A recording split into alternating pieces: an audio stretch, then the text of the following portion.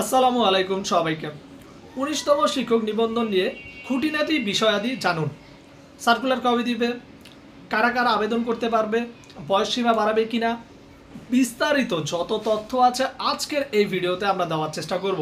শুধুমাত্র ১৯তম শিক্ষার্থীদের জন্য, ১৯তম শিক্ষক নিবন্ধন শিক্ষার্থীদের জন্য মূলত এই স্পেশাল ভিডিওটি।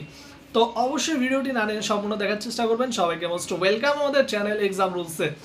যদি ভিউয়ার্স আপনারা নতুন হয়ে থাকেন প্লিজ চ্যানেলটিকে সাবস্ক্রাইব করুন, সাপোর্ট দিন, ভিডিওটাকে শেয়ার করুন বিভিন্ন সোশ্যাল মিডিয়ায়। তো ভিউয়ার্স, যারা ১৯তম শিক্ষক নিবন্ধন পরীক্ষার্থী আছেন আপনাদের জন্য এক্সাম রুলস চ্যানেলের পক্ষ থেকে একটি স্পেশাল সাজেশন তৈরি করা হয়েছে। সাজেশন মূল্য হচ্ছে প্রিলিমিনারি ২০০ টাকা এবং লিখিত হচ্ছে ২৫০ টাকা।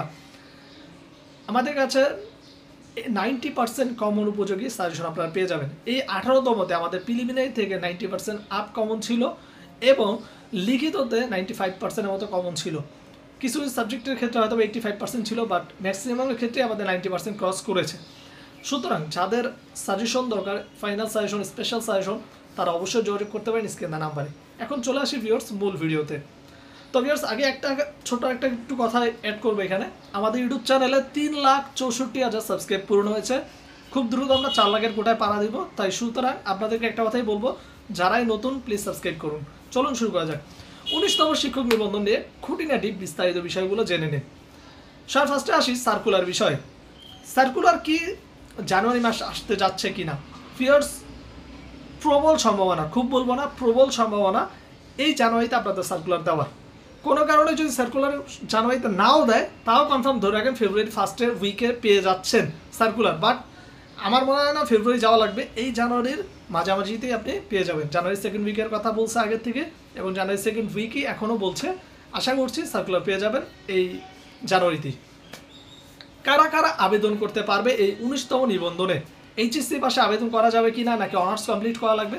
সবার ফার্স্টে আসি, অনার্স কমপ্লিট থাকলে আপনি স্কুল কলেজ পর্যায়ে আবেদন করতে পারবেন বা স্কুল পর্যায়ে 2-এও আবেদন করতে পারবেন। জাস্ট অনার্স কমপ্লিট থাকলেই হবে, মাস্টার্স লাগবে না।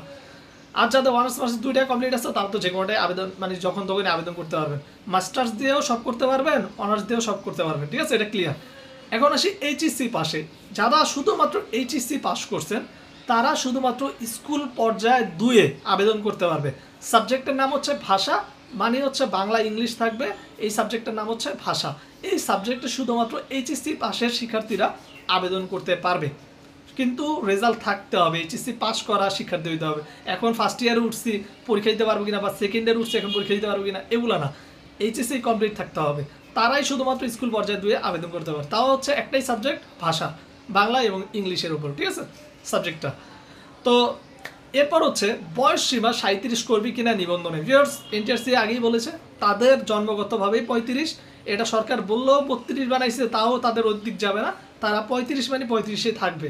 এখানে 37 হওয়ার কোনো সুযোগ নাই। কারা পিছায় গেছে, কাদের বয়স না আছে তাদের দেখবে না।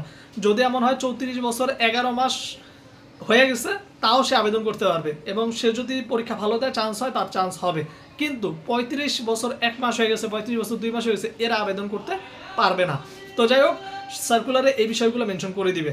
আর এই বছর পিওর পাস মার্ক বাড়ানো হতে পারে, শুধুমাত্র পিলির ক্ষেত্রে 40-এর জায়গায় 50 করা হতে পারে। এই বিষয় এখন সিদ্ধান্ত হয়নি, হয়তো সার্কুলার মেনশন করতে পারে, বাট একটা বৈঠক হয়েছিল এই বিষয় নিয়ে। আর একটা বিষয় আপনাদের একটু বলে রাখি, লিখিত সাবজেক্টের কিছু সাবজেক্টের সিলেবাস পরিবর্তন হওয়ার সম্ভাবনা রয়েছে এবছর। গত বছর অনেকগুলো পরিবর্তন হয়েছিল, এবছরও আরও কিছু পরিবর্তন হতে পারে লিখিতর ক্ষেত্রে। যেগুলো গত বছর পরিবর্তন হয়েছে সেগুলো পরিবর্তন হবে না, সেগুলো সেমই থাকবে। যেগুলো পরিবর্তন হয়নি সিলেবাস, সেগুলোরই কিছু সাবজেক্টের সিলেবাস পরিবর্তন হওয়ার সম্ভাবনা রয়েছে। তো এই হচ্ছে আবারও তো আপডেট জানিয়ে দিলাম ১৯তম নিবন্ধন নিয়ে। আরও কারো কোনো কিছু জানার থাকলে অবশ্যই জানাবেন। অনেকেই বলছেন ভাই এটা পরীক্ষা জেলাভিত্তিক হবে কিনা ১৯তম নিবন্ধন। ভিউয়ার্স, আপনি যেখানে সিলেক্ট করবেন নিবন্ধনে সেইখানেই পরীক্ষা হবে, এটা জেলাভিত্তিক পরীক্ষা হয়ে থাকে, ঠিক আছে? মনে করেন আপনি চাচ্ছেন, আপনি বরিশালে থাকেন, আপনি চাচ্ছেন ঢাকায় এসে পরীক্ষা দেবেন, তাহলে ঢাকা কেন্দ্র সিলেক্ট করলে আপনি ঢাকায় এসে পরীক্ষা দিতে হবে। আপনি ঢাকায় আছেন, চাচ্ছেন ঢাকায় থেকেই পরীক্ষা দিবেন, তাহলে ঢাকা সিলেক্ট করলে ঢাকা থেকে ঢাকায় পরীক্ষা দিতে পারবেন। আপনি বরিশাল চট্টগ্রাম আছেন, চট্টগ্রাম থেকে পরীক্ষা দিতে যাচ্ছেন, তাহলে চট্টগ্রাম সিলেক্ট করে চট্টগ্রামে পরীক্ষা দিতে পারবেন। ১৯তম নিবন্ধনে এই সুযোগটা রয়েছে, সুতরাং এটা জেলাভিত্তিক হয়ে থাকে। তো ভিউয়ার্স, খুঁটিনাটি সব বিষয় তুলে ধরছি, আশা করি কোনোটা মিসিং যায়নি। যদি দু একটা মিসিং যায় অবশ্যই কমেন্ট বক্সে জানাবেন, চেষ্টা করব হেল্প করা। আর একটা কথাই বলবো, যারা পরীক্ষার জন্য ভালো প্রিপারেশন নিতে চান তাদেরকে বলবো যে আমাদের এক্সাম রুলসের ফাইনাল সাজেশনটি কালেক্ট করুন খুব দ্রুত। হয়তোবা এবছর 18তমতে দেখবেন অনেকে আছেন লিখিত পরীক্ষা দিয়া চান্স পাননি, এমন অনেকে শিক্ষার্থী আছেন। কেন হয়নি? কারণ হচ্ছে আপনারা লিখিত পরীক্ষায় কীভাবে অ্যান্সার করতে হয়, কীভাবে উত্তর করতে হয় সেই জিনিসগুলো জানেন না।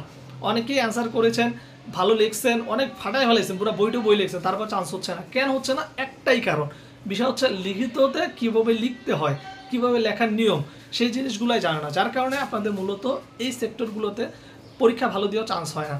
তো যাই হোক, আপনাদের কোনো ইনফরমেশন থাকলে অবশ্যই কমেন্ট বক্সে কমেন্ট করবেন, আমরা চেষ্টা করবো এক্সাম টুস ইউটিউব চ্যানেল আপনাদের হেল্প করার। আর একটা কথাই বলবো, যাদের পরীক্ষার জন্য প্রিপারেশন দরকার, আমাদের কাছে লিখিত প্লাস এমসিকিউ দুইটা সাজেশনই আছে, যাদের লাগবে যোগাযোগ করে নিতে পারেন। সকালে ভালো থাকুন, সুস্থ থাকুন, আল্লাহ হাফিজ।